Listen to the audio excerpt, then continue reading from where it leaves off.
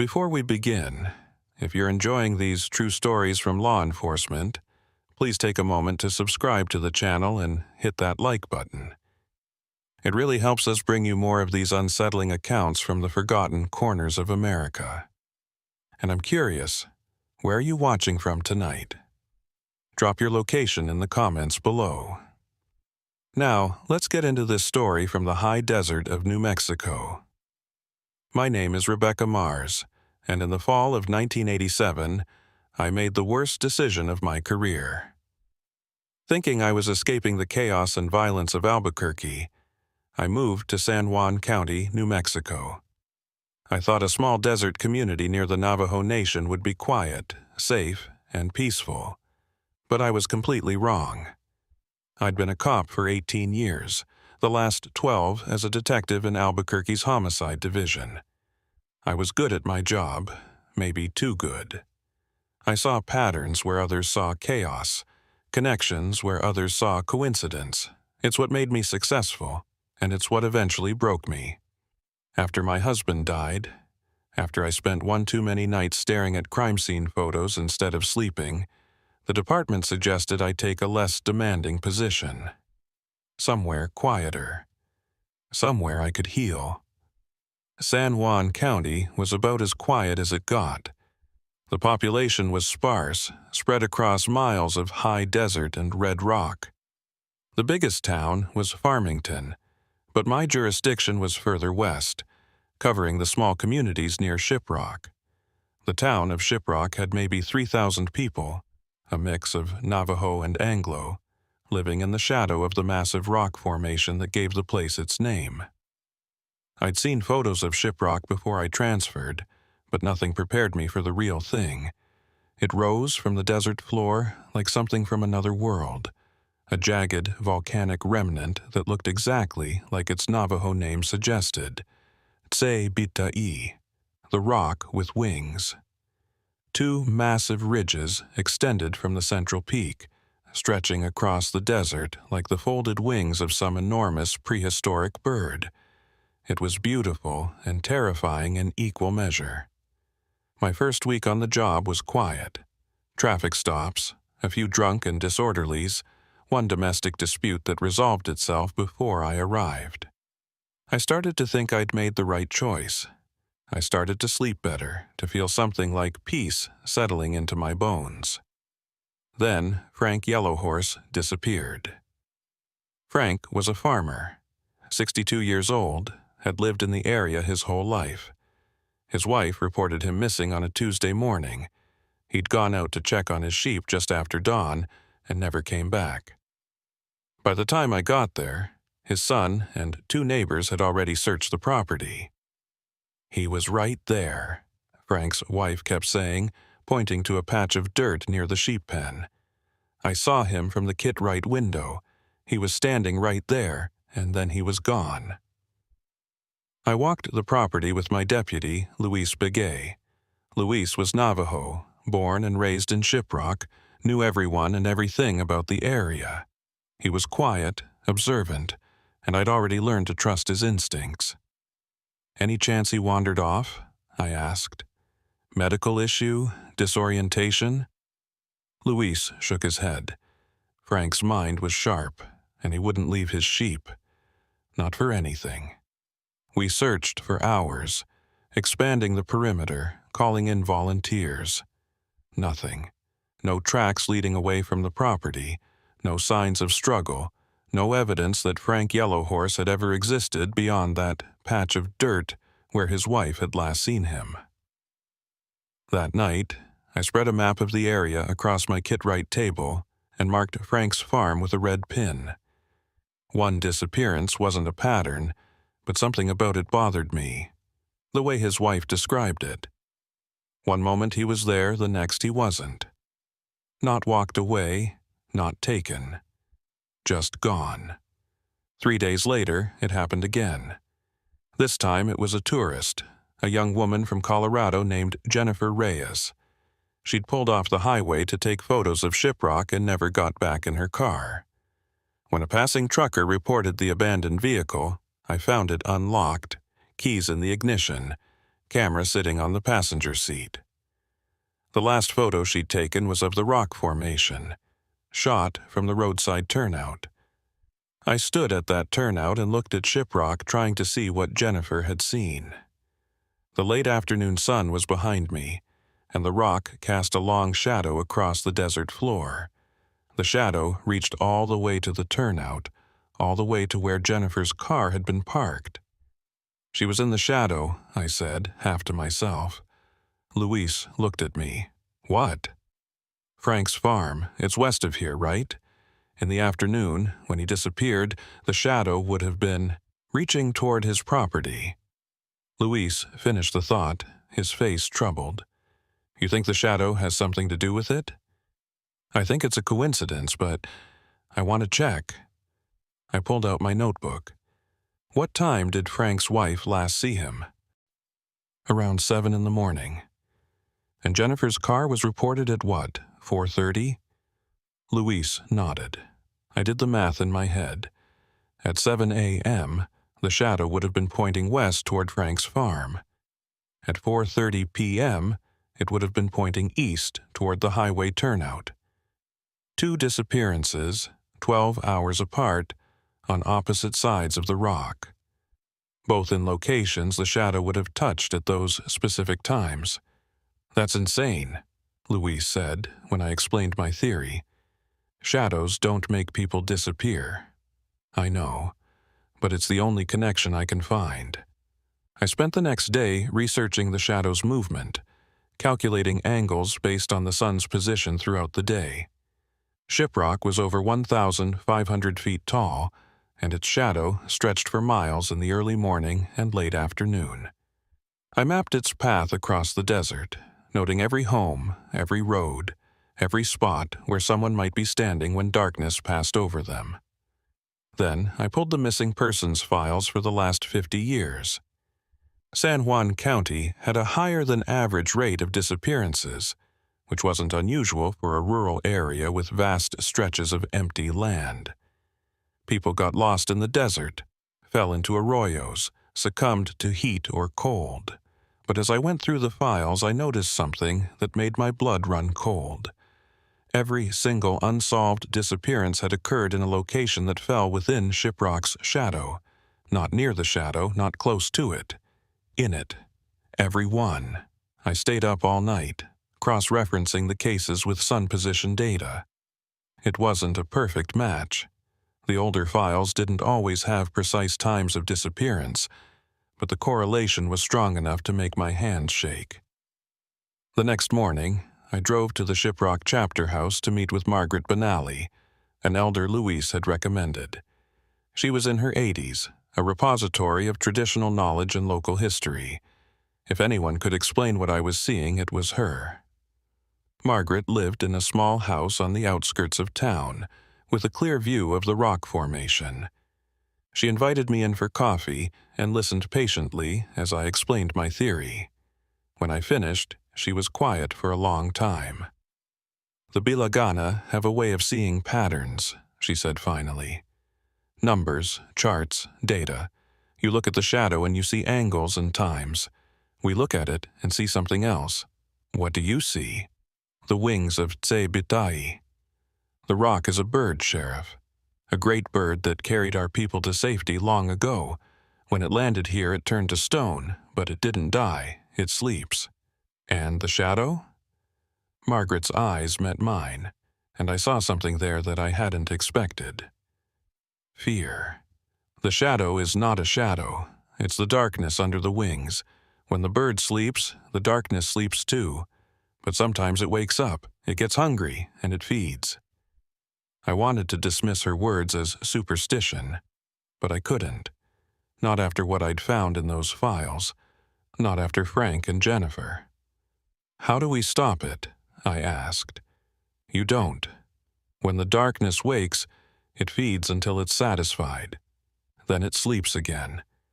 It's been this way since before the Bilagana came.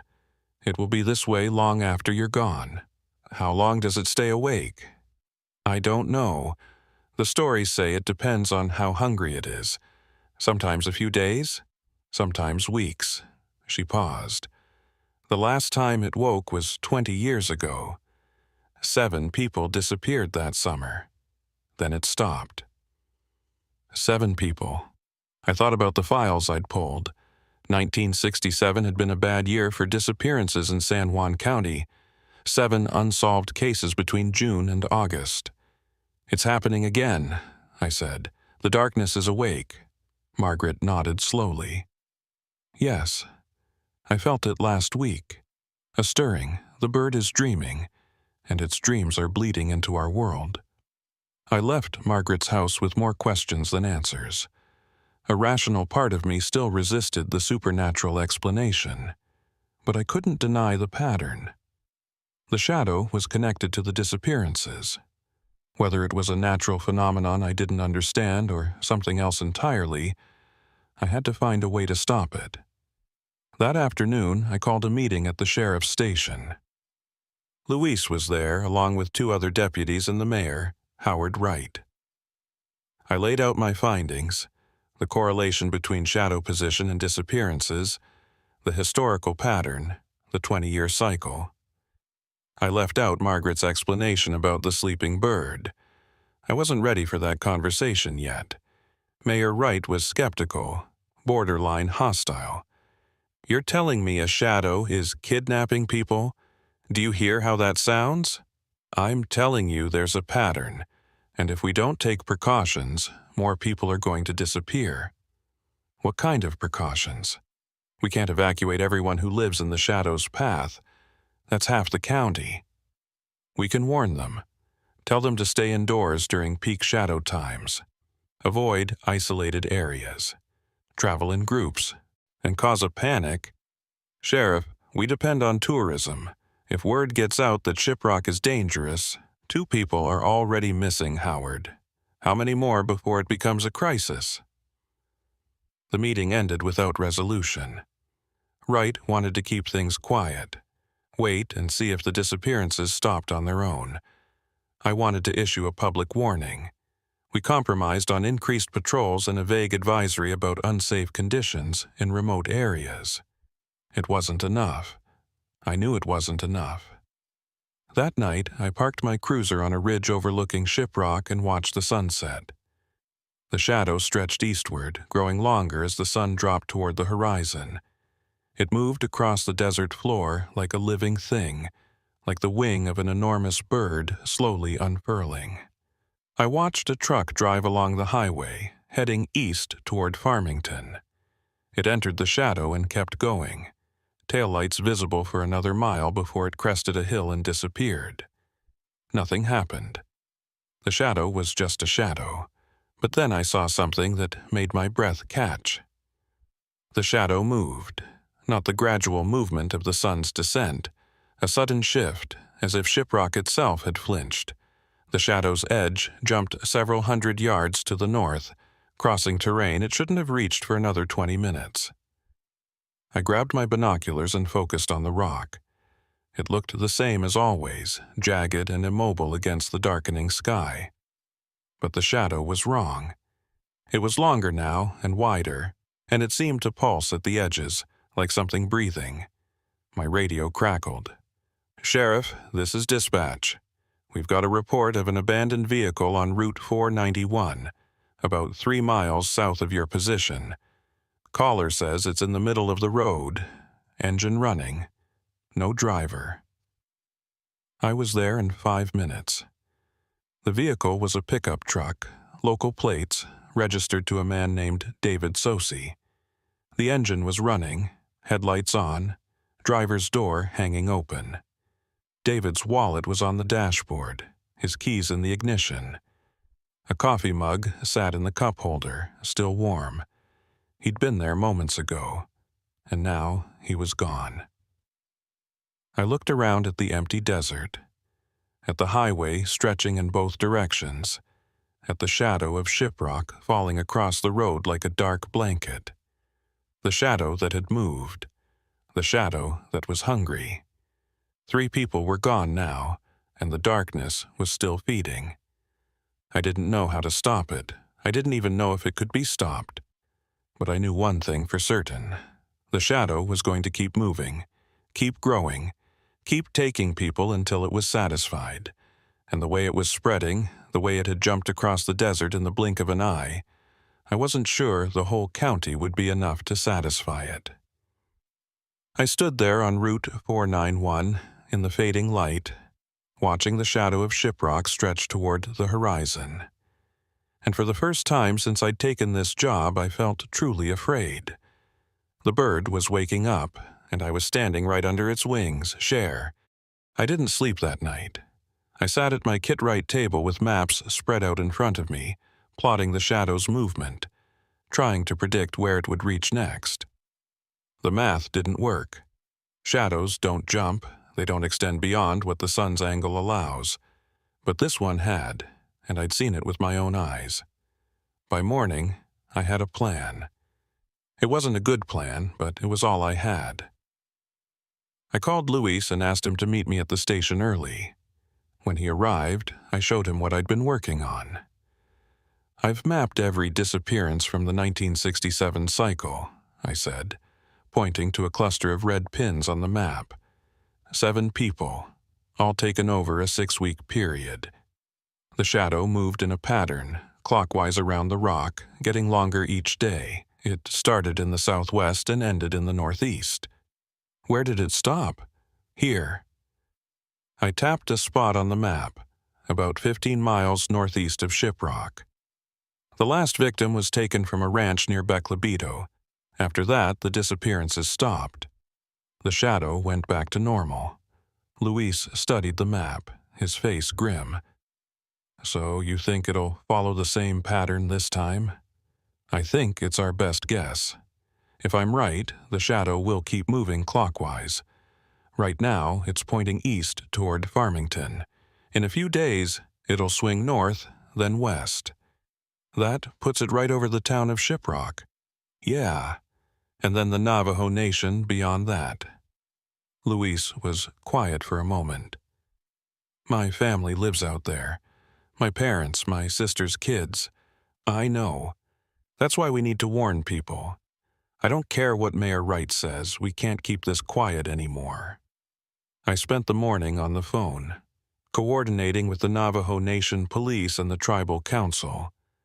They were skeptical at first, but Luis vouched for me, and Margaret Benally added her voice to mine. By noon, we had an agreement. The tribal police would issue warnings to communities in the shadow's projected path. People would be advised to stay indoors during dawn and dusk, to avoid traveling alone, to keep away from isolated areas. It wasn't an evacuation. We didn't have the resources for that, and besides, how do you evacuate people from a shadow? But it was something. That afternoon, I drove out to the site where David Sosi had disappeared. The pickup truck had been towed, but I wanted to see the location in daylight. Route 491 stretched north and south, empty and straight, cutting through the desert like a scar. To the west, Shiprock dominated the horizon, its wings spread wide against the blue sky. I parked and got out, walking to the exact spot where the truck had been found. The road was unremarkable, no different from any other stretch of highway. But when I looked at Shiprock, I felt something. A pressure in my chest, a sense of being watched. I took out my camera and photographed the area, documenting everything. As I worked, a car pulled up behind me. It was a white sedan, government plates. A woman got out, maybe 35, wearing khakis and a polo shirt. She had a badge on her belt and a clipboard in her hand. "Sheriff Marsh, I'm Dr. Maria Cole, USGS. Your office said I'd find you out here." I shook her hand. "Thanks for coming. I know it was short notice. Your message said you had questions about Shiprock's geological properties, specifically its shadow." She glanced toward the rock, then back at me. "That's not usually a law enforcement concern. It is when people keep disappearing in it." I gave her the short version, leaving out Margaret's story about the sleeping bird. I showed her my maps, the correlation between shadow position and disappearances. She listened without interrupting, her expression shifting from skepticism to interest to something I couldn't quite read. "That's a significant pattern," she admitted when I finished. "But shadows don't cause disappearances. They're just the absence of light." "I know, but I saw the shadow move last night. Not gradually, like it should with the sun's position. It jumped several hundred yards in an instant." Dr. Cole frowned. "That's not possible." "I know that too, but I saw it." She was quiet for a moment, looking at Shiprock. "There are geological phenomena that can affect perception. Atmospheric refraction, temperature inversions, things that can make objects appear to move or change size. It's possible you saw something like that." "Could those phenomena make people disappear?" "No." She met my eyes. "Whatever's happening here, it's not geology. At least not any geology I know." She promised to do some research, to look into historical accounts and scientific literature for anything that might explain what I was seeing. I thanked her and watched her drive away, feeling the weight of the situation pressing down on me. Science didn't have an answer. Neither did law enforcement. The only explanation I had came from an 80-year-old woman talking about a sleeping bird. That night, I dreamed of Shiprock. I was standing at its base, looking up at the peak, and the rock was moving. Not falling, not crumbling, but shifting. Like something breathing. Like something about to wake up. The shadow stretched out from the rock, reaching toward me, and I couldn't move. I was frozen in place, watching the darkness creep closer, feeling the cold of it on my skin. And then I heard a sound, a low vibration, almost below the range of hearing, like the purr of some enormous animal. I woke up in a cold sweat, the sound still echoing in my ears. It took me a moment to realize it wasn't just in the dream. I could still hear it, faint but present, coming from the direction of Shiprock. I got dressed and drove to the ridge where I'd watched the sunset 2 nights before. The sun wasn't up yet, but the sky was lightening in the east. Shiprock was a black silhouette against the coming dawn, and its shadow stretched westward, away from me. But the shadow was wrong. It was too long. Way too long. It reached all the way to the horizon, covering miles of desert that should have been in pre-dawn twilight. And at its edges I could see movement. Shapes, dark against dark, shifting and writhing like something alive. I grabbed my radio. "Luis, what's your position?" "Home, Sheriff. Wait by. I need you to check on Frank Yellowhorse's farm, right now. It's not even 6 a.m. now, Luis, and be careful. Stay in your vehicle if the shadow's anywhere near the property." I heard him sigh, but he didn't argue. I waited on the ridge, watching the shadow, counting the minutes until sunrise. When the first rays of light hit Shiprock's peak, the shadow began to recede. It pulled back slowly, like a tide going out, retreating toward the rock. The shapes at its edges faded, dissolving into normal darkness. By the time the sun was fully up, the shadow was back to its normal length. Just a shadow. Nothing more. My radio crackled. "Sheriff, it's Luis. I'm at the Yellowhorse farm. You need to get out here." I made it in 20 minutes. Luis was standing in front of the house, his face pale. Behind him, I could see Frank's wife on the porch, weeping. "What happened?" "Frank's back." Luis' voice was strange. "He was in the sheep pen when his wife woke up, just standing there looking at the animals." "That's good news, isn't it? You need to see him, Sheriff." Luis led me around the house to the sheep pen. Frank Yellowhorse was there, standing in the middle of the enclosure, surrounded by his animals. He was wearing the same clothes he'd disappeared in 3 days ago. He wasn't moving. "Frank." I approached slowly. "Frank, can you hear me?" He turned to look at me, and I stopped breathing. His eyes were black. Not dark brown, not shadowed. Black, like empty sockets, like holes in his face, and his skin had a grayish pallor, like he'd been drained of color. "Frank, it's Sheriff Marsh. Are you hurt? Can you tell me what happened?" He opened his mouth, and for a moment I thought he was going to speak. Instead, he made a sound, a low vibration, almost below the range of hearing. The same sound I'd heard in my dream. The same sound I'd heard coming from Shiprock. He was making the sound of the rock. Frank Yellowhorse was transported to the hospital in Farmington. The doctors couldn't find anything physically wrong with him, no injuries, no signs of exposure or dehydration, nothing to explain where he'd been for 3 days. But he wouldn't speak. He would only make that sound, that low vibration that seemed to resonate in your chest. His wife sat with him all day, holding his hand, talking to him, trying to reach whatever was left of the man she'd married. But Frank just stared at the ceiling with those black eyes, humming his terrible hum. I went to see Margaret Benally again that afternoon. I told her about Frank, about the shadow's expansion, about the sound. She listened without surprise. "The darkness doesn't kill," she said. "It takes, it holds, and when it lets go, the person is not the same. What did it do to him?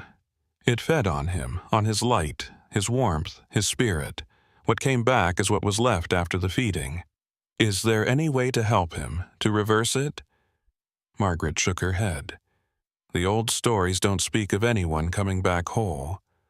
Once the darkness has you, you belong to it forever." I felt sick. Frank Yellowhorse had a wife, children, grandchildren. He'd been a healthy man with years ahead of him.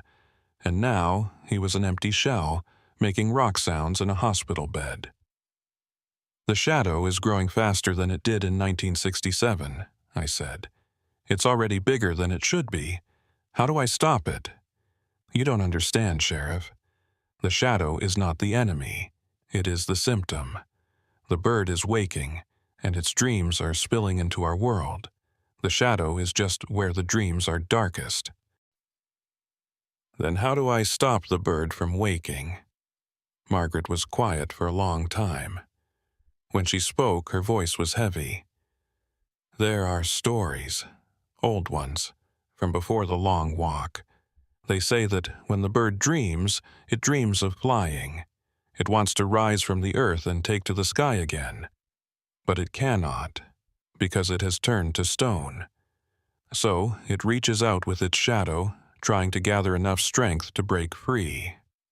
Strength from people, from feeding on them.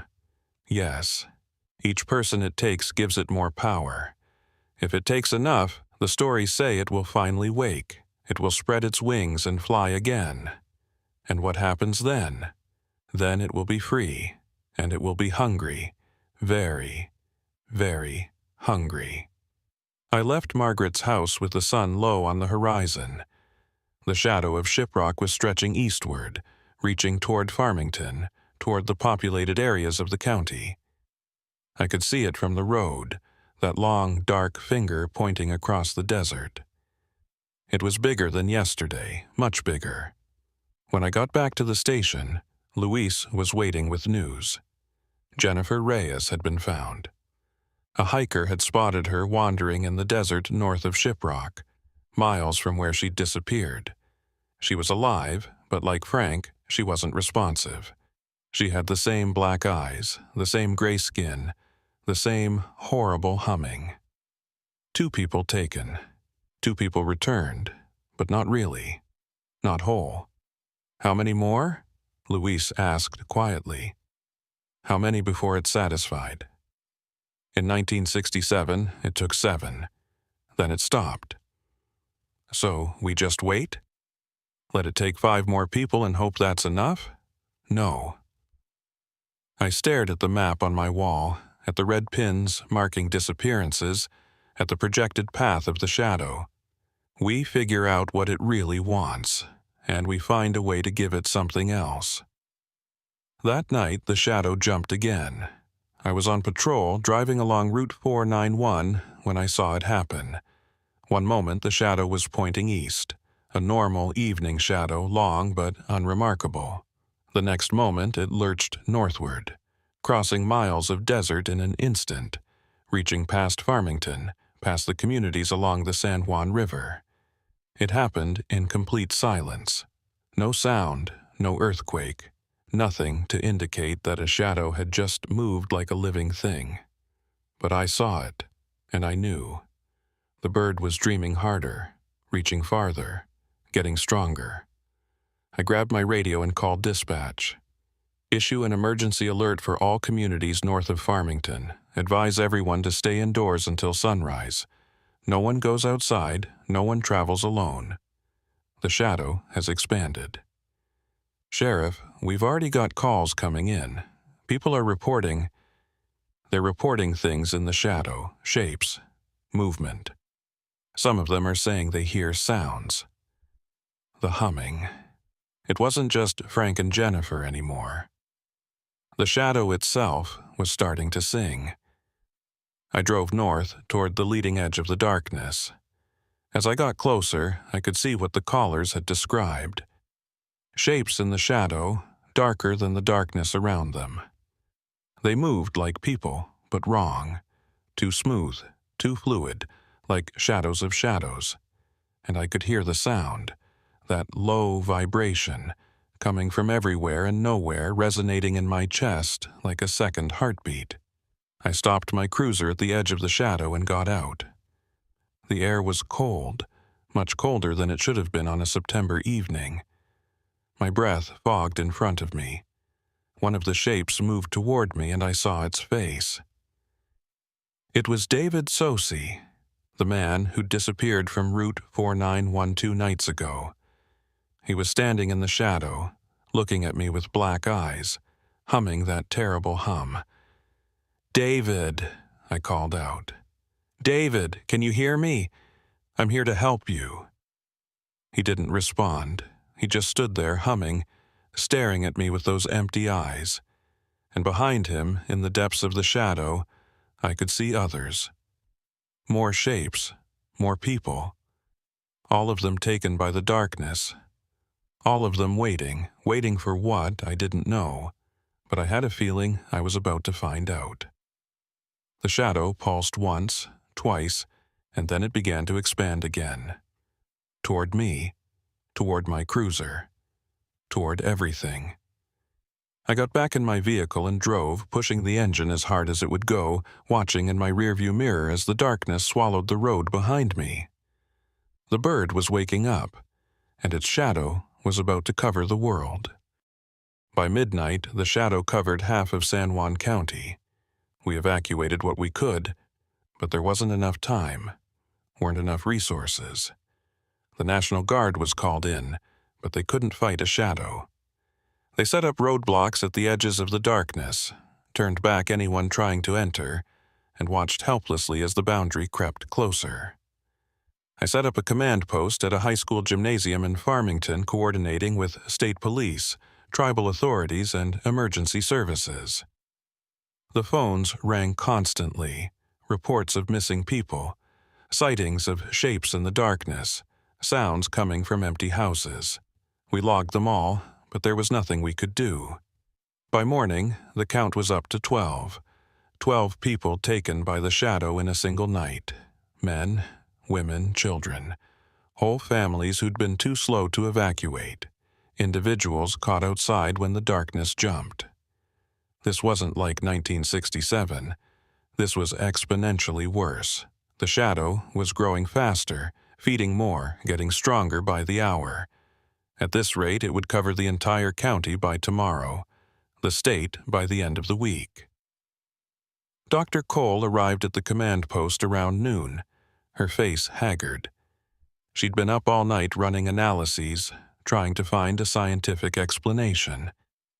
"I've got nothing," she admitted. "No atmospheric phenomenon, no geological event, nothing that can explain a shadow behaving like this. Whatever's happening here, it's not in any textbook I've ever read." "It's the rock," I said.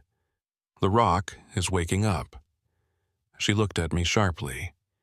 "You don't actually believe that?" I don't know what I believe anymore, but I know that shadow is going to keep growing until it's fed enough, and I know that if I don't find a way to stop it, a lot more people are going to end up like Frank Yellowhorse. What are you going to do? I'd been thinking about that all night, running scenarios, looking for options. There was only one I kept coming back to. I'm going to go inside. Dr. Cole stared at me. Inside the shadow? Inside Shiprock. Margaret Benally said the shadow is the bird's dream. If I can get to the rock, maybe I can find a way to wake it up properly, or put it back to sleep or something. I don't know. But I can't just stand here and watch it swallow everything. You'll disappear like the others. Maybe. But if I do nothing, everyone disappears eventually anyway. I left Luis in charge of the command post and drove west toward Shiprock, toward the heart of the shadow. I entered the darkness around 2 p.m. and immediately felt the change. The temperature dropped 30 degrees in an instant. The light vanished, not faded, just gone, like I'd driven into a cave. My headlights cut through the black, but they didn't illuminate much. It was like the darkness was eating the light. I kept driving, following the road by memory more than sight. The shapes were everywhere now, standing along the roadside, watching me pass. I recognized some of them. David Sosi, Jennifer Reyes. Others I'd seen on missing persons reports over the past week. They all had the same black eyes, the same gray skin. They all hummed that same terrible note. And they all watched me, turning their heads as I drove past, tracking my movement through their territory. I reached the base of Shiprock and stopped. The rock loomed above me, invisible in the darkness, but present nonetheless. I could feel it, a massive weight pressing down on the air, on my chest, on my mind. I got out of the cruiser and walked toward it. The ground was familiar. I'd been here before in daylight, but everything felt different in the shadow. Distorted. Wrong. The shapes followed me, keeping their distance but always there, always watching. The humming grew louder as I approached the rock, a chorus of voices joining together, creating harmonics that made my teeth ache. I reached the base of Shiprock and put my hand on the stone. It was warm. Not sun-warm, but alive warm, like the flank of an animal. I could feel a pulse beneath my palm, slow and deep. The bird's heartbeat. "What do you want?" I asked the darkness. "What will it take to make you stop?" The humming changed. It resolved into something almost like language, shapes of sound that pressed against my mind. Feed. Grow. Fly. You can't fly. You're stone. You've been stone for thousands of years. Dreams. Reaching. Almost free. If I give you what you want, will you stop? Will you let these people go? Need more. Need strength. Need light. I thought about the people in the shadow, the ones I'd seen, the ones I hadn't. 12 taken last night. 7 in 1967. More before that, going back who knows how long. The bird had been feeding for centuries, trying to gather enough strength to wake up. How much more? How many people? All. The word hit me like a physical blow. Not 7, not 12, all. The bird wanted everyone. It would keep growing, keep feeding, keep taking until there was nothing left. I can't let you do that. Cannot stop. Will rise. Will fly. I took my hand off the rock and stepped back. The shapes were closer now, forming a circle around me. Their humming was deafening, a wall of sound that made it hard to think. I had to get to the top. I didn't know why, but I felt it, a certainty in my gut. The answer was at the top of Shiprock. The way to stop this, to end the feeding, to put the bird back to sleep. It was up there. But climbing Shiprock was forbidden. Sacred to the Navajo, dangerous to everyone. People had died trying to climb it. The rock was steep, unstable, riddled with loose stones and sheer drops. And it was alive. Awake, aware. I started climbing anyway. The first 100 feet were the hardest. The rock was slick with something that might have been moisture, or might have been something else, and the darkness made it impossible to see handholds. I climbed by feel, by instinct, pressing my body against the warm stone and pulling myself upward inch by inch. The shapes didn't follow. They stayed at the base, watching, humming. Maybe they couldn't climb. Maybe they were waiting to see what would happen. The higher I got, the warmer the rock became. By the time I'd climbed 500 feet, it was hot to the touch, almost burning, and the pulse was stronger here, faster. The bird's heartbeat was accelerating. It knew I was coming. I found a ledge and stopped to rest, my muscles screaming. I was maybe halfway up, with another 800 feet to go. In daylight, with proper equipment, it would have been a difficult climb. In total darkness, alone, it was suicide. But I kept going. The shapes appeared again around the 600-foot mark. Not the shadow people from below. Something else. Figures made of darkness, with wings folded against their backs. They perched on outcroppings and ledges, watching me with eyes that glowed like embers. The bird's dreams. Fragments of its consciousness given form by the shadow. They didn't attack. They just watched and hummed and waited. I reached the top of Shiprock just as the sun began to set somewhere beyond the shadow. I couldn't see it, but I could feel the light changing, feel the shadow growing stronger as night approached. The peak was a narrow ridge, barely wide enough to stand on, with drops on either side that disappeared into darkness. The stone here was different. Hotter, almost glowing with inner heat. And the pulse was everywhere, surrounding me, filling me, making it hard to tell where my heartbeat ended and the bird's began. In the center of the ridge, there was a depression. A hollow in the rock, like a bowl, filled with something that flickered and moved. I approached it carefully and looked inside. Light. Pure, concentrated light, swirling in the hollow like liquid. It was beautiful and terrible, and I knew immediately what it was. The people, the ones the shadow had taken. Their light, their warmth, their spirits, all of it collected here at the top of the rock, feeding the bird's dream. I reached into the hollow and felt the light wash over my hand. It was warm, welcoming. I could feel the people in it, their memories, their hopes, their lives. Frank Yellowhorse was there, and Jennifer Reyes, and David Sosai. All of them, still aware, still alive in some way, trapped in this pool of stolen radiance. And I could feel what the bird wanted. It wanted to absorb this light, to draw it into itself, to use it as fuel for its awakening. Once it had consumed enough, it would break free of the stone, spread its wings, and fly. And when it did, everything in its shadow would be absorbed. Not just San Juan County. Not just New Mexico. Everything the shadow touched, everyone caught in the darkness when the bird took flight. They would all become fuel for its hunger. I couldn't let that happen, but I also couldn't just take the light back. It was bound to the rock, woven into its substance. Removing it would require something in exchange. Energy for energy. Light for light. A sacrifice. I understood then why I'd felt compelled to climb. Why the answer was at the top of the rock.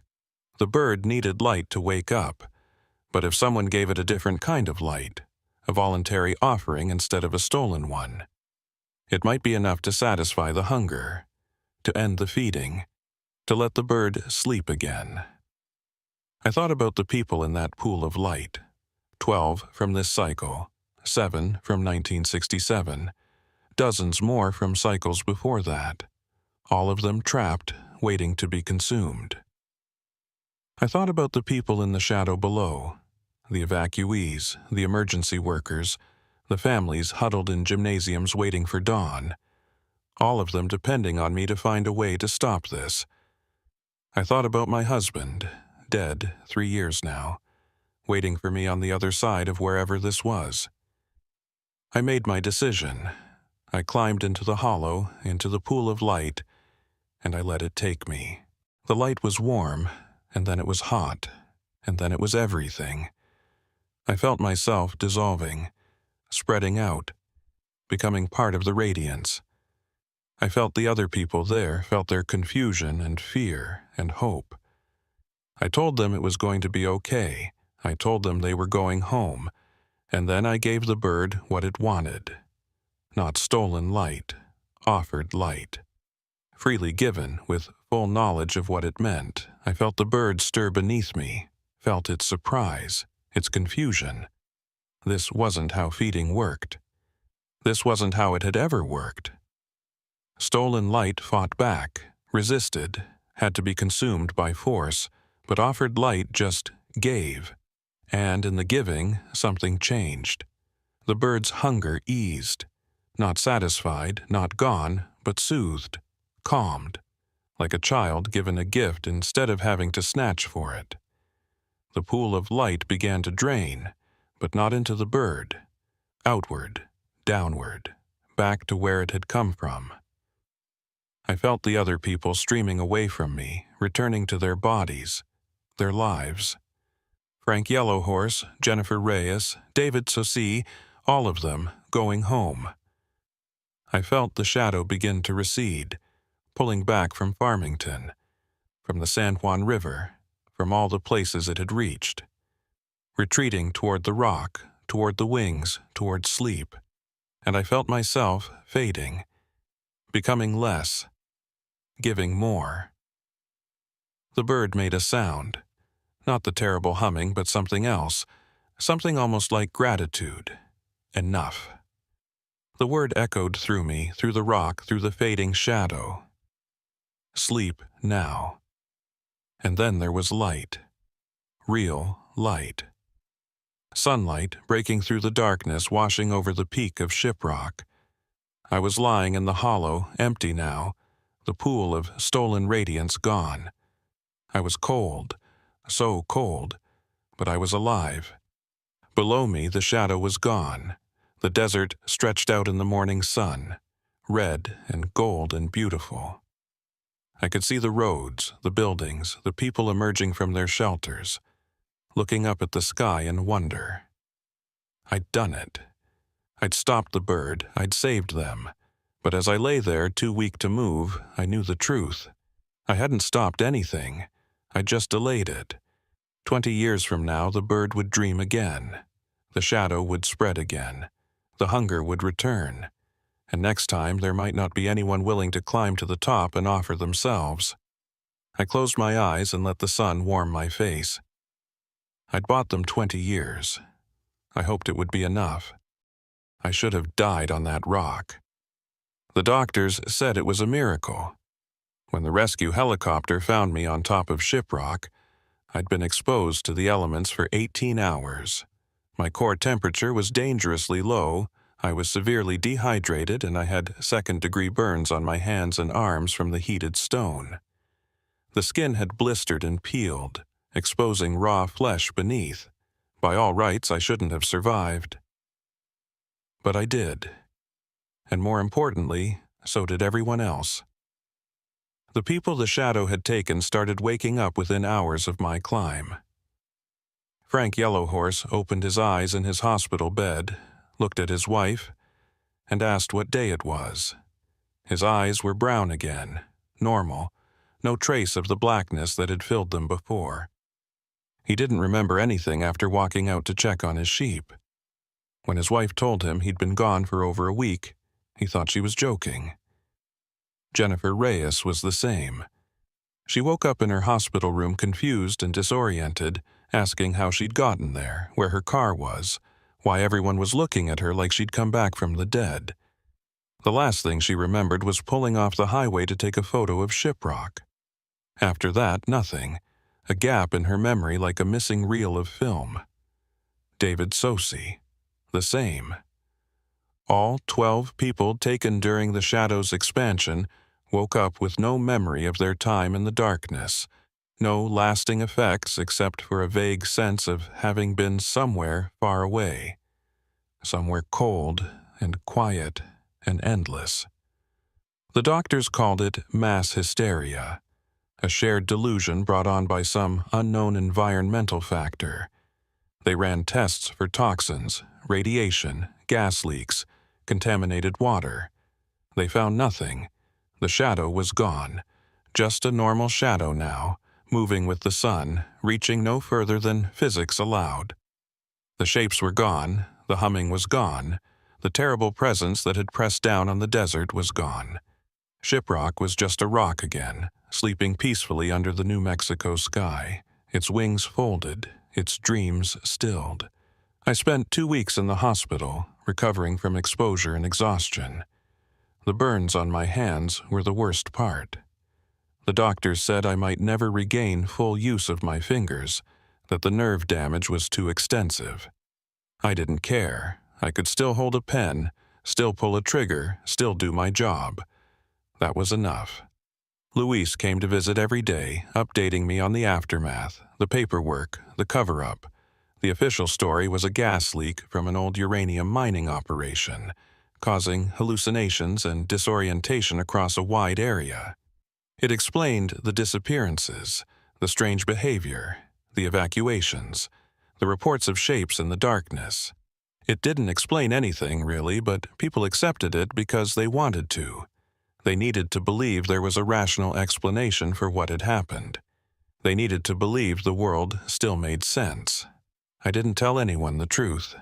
Not the doctors, not the state police, not the reporters who called the hospital asking for interviews.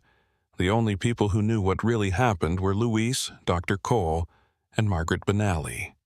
And we agreed to keep it that way. "People can't handle the truth," Margaret said when she came to see me in the hospital.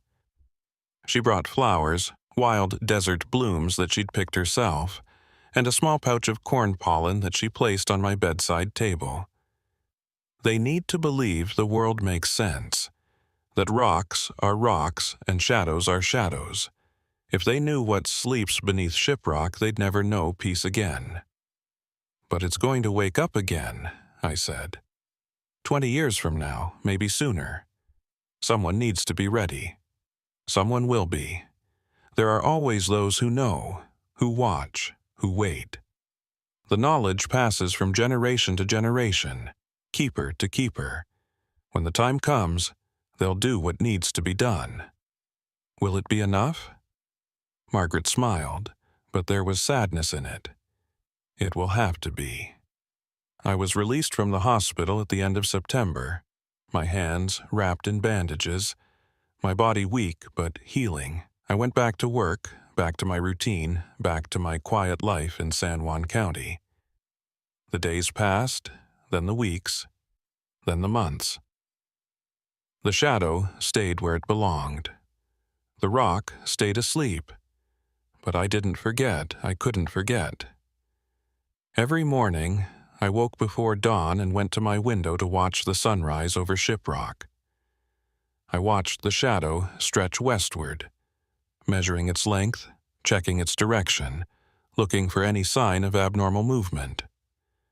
Every evening, I did the same thing, watching the shadow reach eastward as the sun set, making sure it didn't jump, didn't expand, didn't reach beyond what physics allowed. I kept journals, detailed records of my observations, my calculations, my theories. I documented everything I'd learned about the shadow, the hunger, the cycles. I wrote down Margaret's stories, the Navajo legends, the history of the rock as far back as anyone could remember. I created a record for whoever came after me, whoever would have to face the shadow when it spread again, because I knew it would spread again. The sacrifice had soothed the hunger, put the bird back to sleep, but it hadn't killed it. You can't kill something that was never really alive in the way we understand life. The bird was a force, an ancient thing that existed before humans walked this land, and it would exist long after we were gone. It would dream again. It would hunger again. And when it did, someone would have to be ready to climb. Dr. Cole stayed in touch after I left the hospital. She'd become obsessed with Shiprock, spending her weekends driving out from Albuquerque to take measurements, run tests, gather data. She set up monitoring equipment around the base of the rock, sensors that tracked temperature, electromagnetic fields, seismic activity. She was looking for scientific answers, rational explanations, something that would fit into her understanding of how the world worked. "The rock has properties I've never seen before," she told me one afternoon, spreading charts and graphs across my Kit-Wright table. "The internal temperature is significantly higher than ambient, and it fluctuates in patterns that don't match any external factors. Solar radiation, air temperature, seasonal variation, none of them explain what I'm seeing. It's like the rock has its own metabolism, its own internal rhythm." "It does," I said. "It's alive." She shook her head, still resistant to the idea. "There has to be a rational explanation. Some geological process we haven't identified yet, some mineral composition that exhibits these properties. I just haven't found it." "There probably is a rational explanation," I said. "Just not one that fits in your textbooks. Not one that science is equipped to understand yet, maybe someday. But for now, the best explanation we have is Margaret's. The rock is alive. It sleeps, it dreams, it hungers, and when it's hungry enough, it feeds." Dr. Cole didn't believe me. She couldn't. Her whole career, her whole understanding of reality, was built on the assumption that the universe followed rules, laws, patterns that could be measured and predicted. A sleeping bird god that fed on human souls didn't fit into that framework. But she kept studying, she kept measuring. And over the years, as she accumulated more data, as she saw more things she couldn't explain, I think some part of her started to wonder. In 1989, 2 years after the shadow, I was promoted to sheriff. It was a ceremonial thing, mostly, a recognition of what I'd done during the crisis. The previous sheriff had retired early, shaken by what he'd experienced, and the county commissioners wanted someone with first-hand knowledge of the situation. They wanted someone who wouldn't panic if things started happening again. I accepted the promotion because it gave me more access, more authority, more resources to monitor the rock and prepare for what was coming. I hired Lewis as my chief deputy and gave him full access to everything I knew. I created a classified file, locked in the safe in my office, containing all my journals, all my research, all my documentation of the shadow and the cycles. I called it the Wing File. I added to it every year, updating my observations, refining my predictions, incorporating new information as it came in.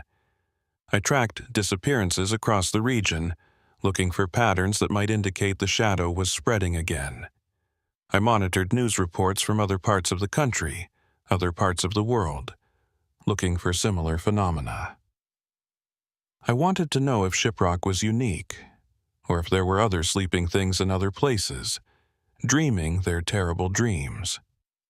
I never found anything definitive, but I found enough hints, enough whispers, to suspect that the bird wasn't alone, that there were other ancient things in other places waiting to wake. In 1995, I started training Luis to take over. I was 60 years old, and my hands were getting worse. The nerve damage had progressed, leaving me with limited grip strength and constant pain. I could still do my job, but I knew I wouldn't be able to do it forever. I showed Luis the Wing File, explained what it meant, made him understand the importance of continuing the watch. He'd been there during the shadow's expansion, had seen the shapes in the darkness, had heard the humming.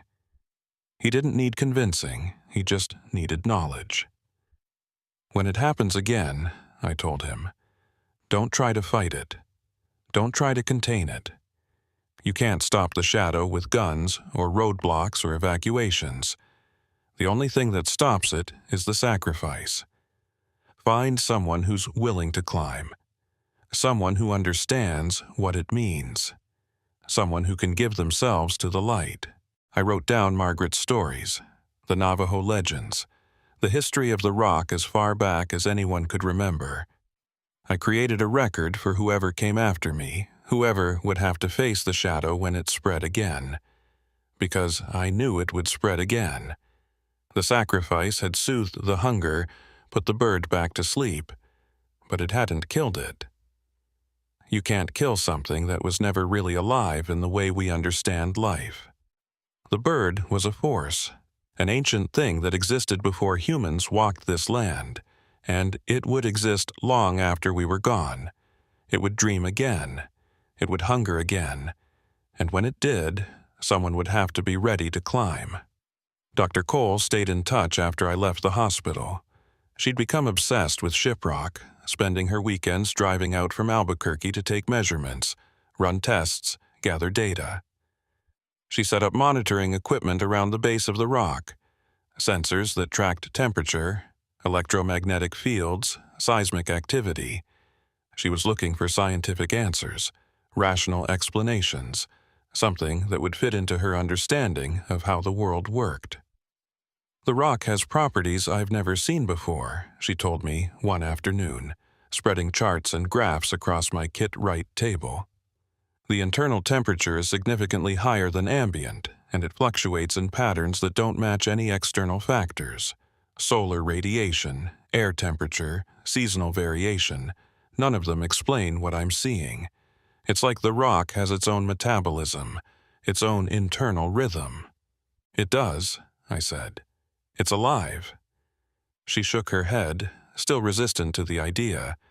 There has to be a rational explanation.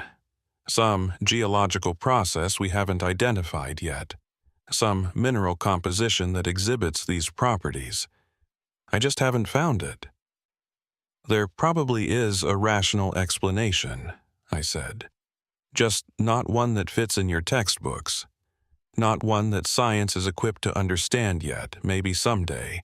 But for now, the best explanation we have is Margaret's. The rock is alive, it sleeps, it dreams, it hungers, and when it's hungry enough, it feeds. Dr. Cole didn't believe me. She couldn't. Her whole career, her whole understanding of reality was built on the assumption that the universe followed rules, laws, patterns that could be measured and predicted.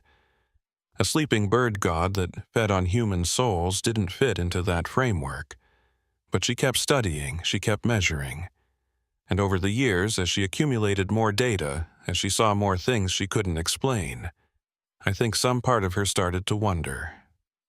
In 1989, 2 years after the shadow, I was promoted to sheriff.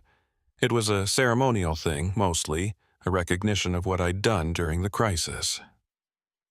The previous sheriff had retired early, shaken by what he'd experienced, and the county commissioners wanted someone with first-hand knowledge of the situation. They wanted someone who wouldn't panic if things started happening again. I accepted the promotion because it gave me more access, more authority, more resources to monitor the rock and prepare for what was coming. I hired Luis as my chief deputy and gave him full access to everything I knew.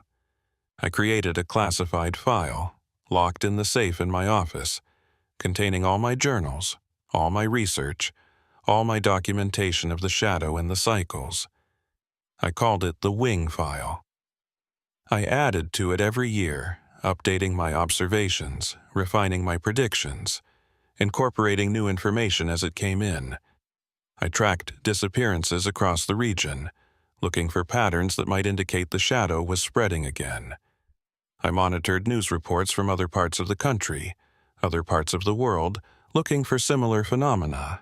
I wanted to know if Shiprock was unique, or if there were other sleeping things in other places, dreaming their terrible dreams. I never found anything definitive, but I found enough hints, enough whispers to suspect that the bird wasn't alone. that there were other ancient things in other places, waiting to wake. In 1995, I started training Luis to take over. I was 60 years old and my hands were getting worse. The nerve damage had progressed, leaving me with limited grip strength and constant pain. I could still do my job, but I knew I wouldn't be able to do it forever. I showed Luis the wing file, explained what it meant, made him understand the importance of continuing the watch. He'd been there during the shadow's expansion, had seen the shapes in the darkness, had heard the humming. He didn't need convincing. He just needed knowledge. When it happens again, I told him, don't try to fight it. Don't try to contain it. You can't stop the shadow with guns or roadblocks or evacuations. The only thing that stops it is the sacrifice. Find someone who's willing to climb, someone who understands what it means, someone who can give themselves to the light. What if I can't find anyone? Then climb yourself. He looked at me for a long moment, his face serious. Then he nodded. He understood. I retired in 1997, after 30 years on the force, 10 as sheriff. My hands were too bad to continue. The pain too constant, the mobility too limited. I couldn't hold a gun properly anymore, couldn't write reports, couldn't do the basic tasks the job required. It was time. I moved to a small house on the outskirts of town, less than 5 miles from Shiprock. I could see the rock from my porch, could watch the shadow every morning and evening without having to drive anywhere. I set up a telescope, a good one, and spent hours studying the rock's surface, looking for changes, for signs of stirring. I became the crazy old woman who watched the mountain. The neighbors talked about me, I'm sure. Let them talk. I had work to do. Margaret Benally passed away in 2001 at the age of 94. She was sharp to the end, her mind clear, her knowledge intact. She spent her last few months telling me everything she hadn't told me before, all the stories she'd held back, all the secrets that had been passed down through her family for generations. I wrote it all down and added it to the wing file. At her funeral, I stood in the back and watched the ceremony, traditional Navajo, the way she would have wanted. Afterward, her granddaughter approached me. She talked about you, the young woman said, about what you did on the rock. She said you saved everyone. I just did what needed to be done. She said you understood, the old ways, the old truths. She said you were one of us, even though you weren't born to it. I didn't know what to say to that. Margaret had been kind to me, had shared her knowledge when she didn't have to. But I wasn't Navajo, wasn't part of her world. I was just someone who'd stumbled into something ancient and done my best to survive it. She also said to give you this. The granddaughter handed me a small leather pouch. Inside was a piece of stone, dark and smooth, warm to the touch. It's from the rock. She collected it years ago, before the climbing was forbidden. She said you should have it, so you'll always be connected to what you saved. I still have that stone. I keep it on my bedside table, next to the corn pollen Margaret gave me in the hospital. Some nights, when I can't sleep, I hold it in my hands and feel the warmth, the faint pulse that might be my imagination, or might be something more. Dr. Cole finally got her rational explanation in 2003. A paper published in a geology journal describing a previously unknown mineral in Shiprock's composition that exhibited unusual thermal and electromagnetic properties. She called it Benallyite, after Margaret. The scientific community was excited, talking about potential applications in energy storage and thermal regulation. The paper didn't explain the shadow or the hunger or the shapes in the darkness. It didn't explain how a rock could sleep or dream or feed on human souls. But it gave her something to hold on to, a framework for understanding that fit into her worldview. I didn't begrudge her that. We all need our frameworks. We all need ways to make sense of the world. And maybe she was right. Maybe someday science would advance to the point where it could explain everything I'd experienced. Maybe the sleeping bird god would turn out to be some kind of quantum phenomenon, or interdimensional resonance, or something else with a name and a formula. But I didn't think so. Some things just are what they are. Some truths don't fit into frameworks. Luis took over as sheriff in 2005. He was a good man, a good cop, and he'd learned well. He kept the watch, maintained the file, trained his deputies to be ready without telling them exactly what they were being ready for. He visited me every few weeks, updating me on his observations, asking my advice. Anything, he'd ask. Nothing, I'd say. The shadow's normal, the rock's quiet. Good. And it was good. Every year that passed without incident was a victory. Every normal shadow, every quiet night, every sunrise without shapes in the darkness. We'd bought time with my sacrifice. We were using it well. 2007 came and went, the 20th anniversary of my climb, the year when, by all my calculations, by all the historical patterns, the shadow should have started spreading again. But it didn't. The shadow was normal. The rock was quiet. The bird slept on. I watched and waited all through that year, certain that any day, any night, the darkness would start to expand. I barely slept. I barely ate. I spent every waking hour staring at the rock, waiting for the pulse to quicken, waiting for the wings to stir. Nothing happened. At first I thought I'd miscounted, gotten the cycle wrong, made an error somewhere in my calculations. But the more I studied, the more I reviewed my records, the more I realized something else had happened. The sacrifice hadn't just delayed the awakening. It had changed something. The offered light, given freely instead of taken by force, had affected the bird in a way that stolen light never did. It had soothed the hunger, yes, but it had also done something more. It had healed the bird. Not completely, not permanently. The bird was still there, still sleeping, still capable of waking. But the wound that had driven it to feed, the hunger that had made it reach out with its shadow every 20 years, that wound had been partially healed by my sacrifice. The bird wasn't sleeping restlessly anymore. It wasn't dreaming of flying, of feeding, of consuming enough light to break free. It was sleeping peacefully. I'd given it peace. When I realized it, I sat on my porch and cried. I cried like I hadn't cried since my husband died, since I'd held his hand in the hospital and felt him slip away. Great, racking sobs that shook my whole body, that left me gasping for breath, that wouldn't stop for what felt like hours. All those years of watching, all those years of waiting, preparing, dreading the day when the shadow would spread again.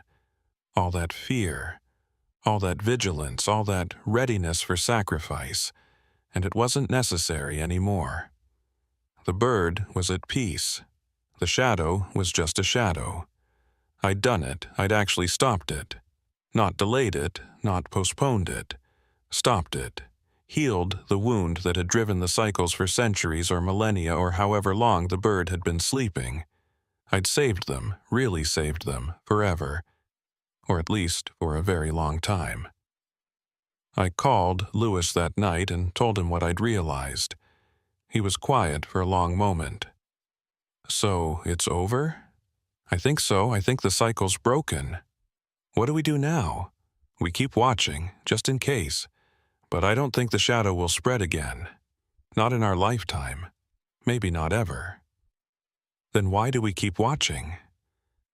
I looked out my window at Shiprock, at the rock that had taken so much from me and given me so much in return, at the bird that had taught me what sacrifice really meant. Because that's what we do, I said. We watch. We wait.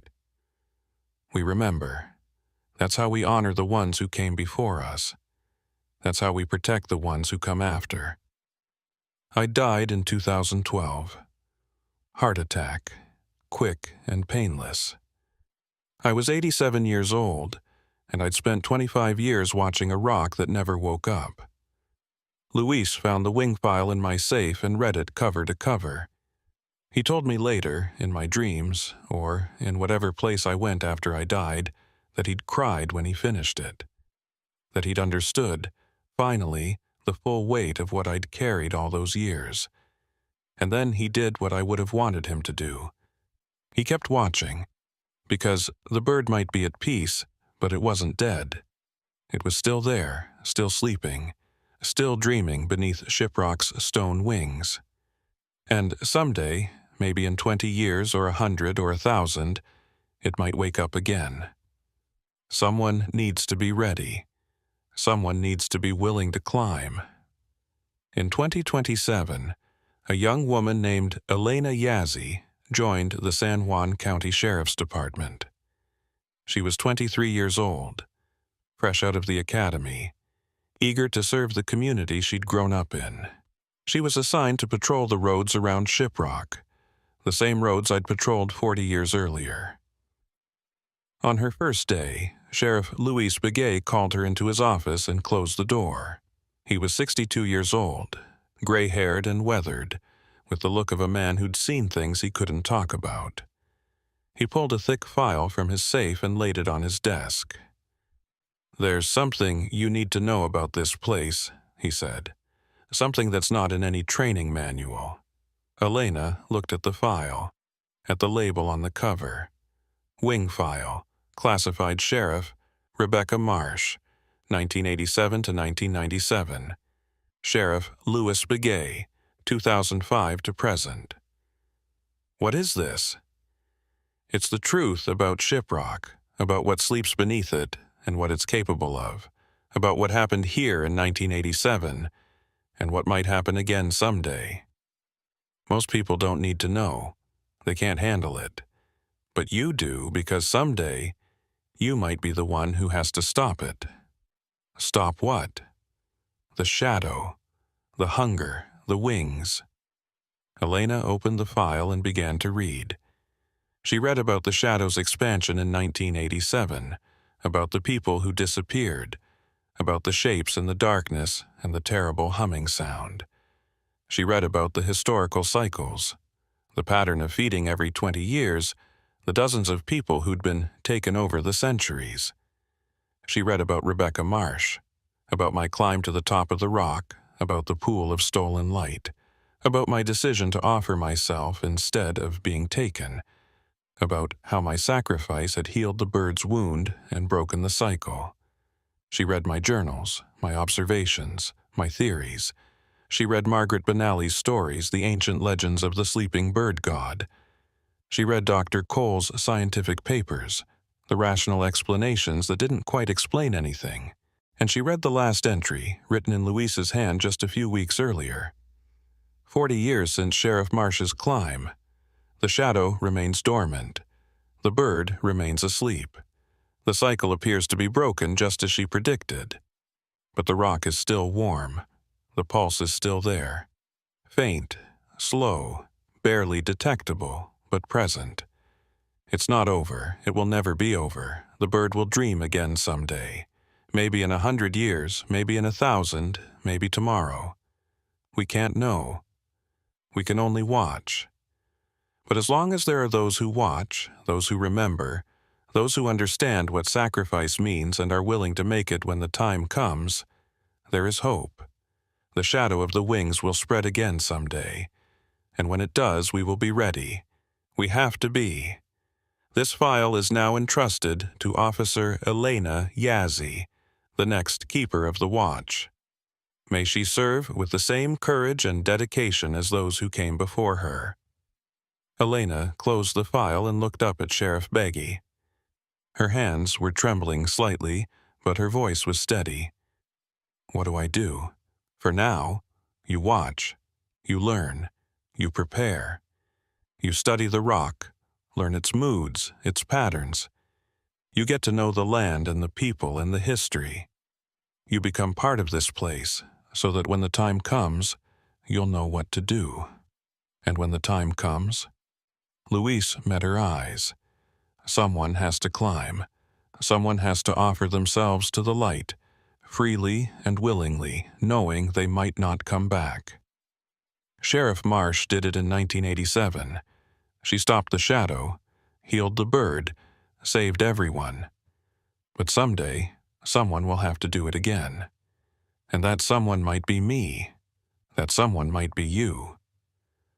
Elena looked out the window at Shiprock, rising from the desert floor, its great stone wings spread against the afternoon sky. It was beautiful in the golden light, peaceful and still. Just a rock formation, a geological remnant, a tourist attraction. But she knew better now. She knew what slept beneath that beauty, what dreamed beneath that stillness, what hungers might stir someday, in a year or a century or a millennium. "I'll be ready," she said. Louise nodded. "I know you will. That's why I chose you." He handed her a small object, something that had been sitting on his desk for 40 years. A piece of dark, smooth stone, warm to the touch. This belonged to Sheriff Marsh. She got it from Margaret Benally. Now it belongs to you. Keep it close. Let it remind you what you're watching for, what you're protecting. Elena took the stone and felt its warmth, its faint pulse.